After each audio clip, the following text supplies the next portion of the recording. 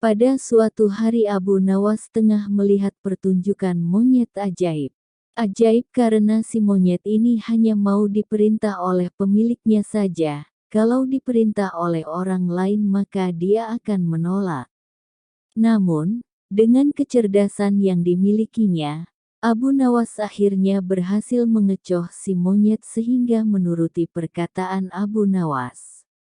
Seru kan? Ikuti kisahnya. Pada suatu hari yang cerah, Abu Nawas telah mendapatkan perintah dari Raja Harun ar-Rasyid untuk mengamati dan mencari tahu kekurangan yang ada pada rakyatnya.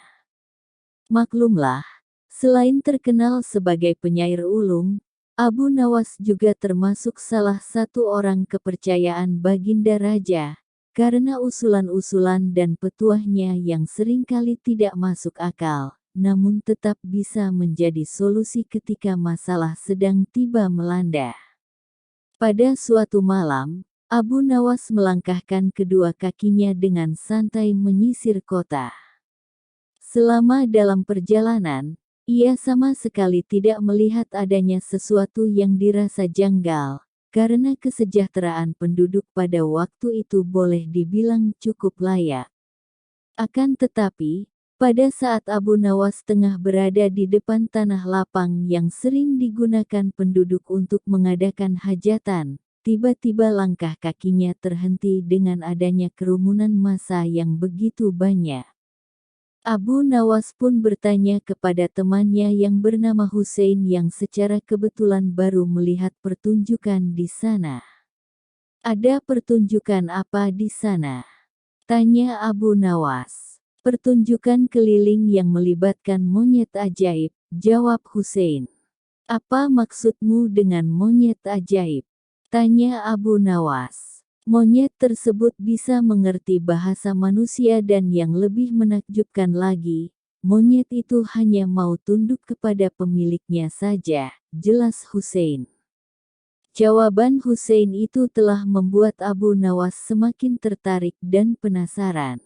Dia langsung pamit pada temannya itu untuk melihat pertunjukan monyet itu. Ketika Abu Nawas sudah berada di tengah kerumunan pada penonton, ternyata, sang pemilik monyet dengan bangga menawarkan hadiah yang cukup besar bagi siapa saja yang sanggup membuat monyet itu mengangguk-angguk.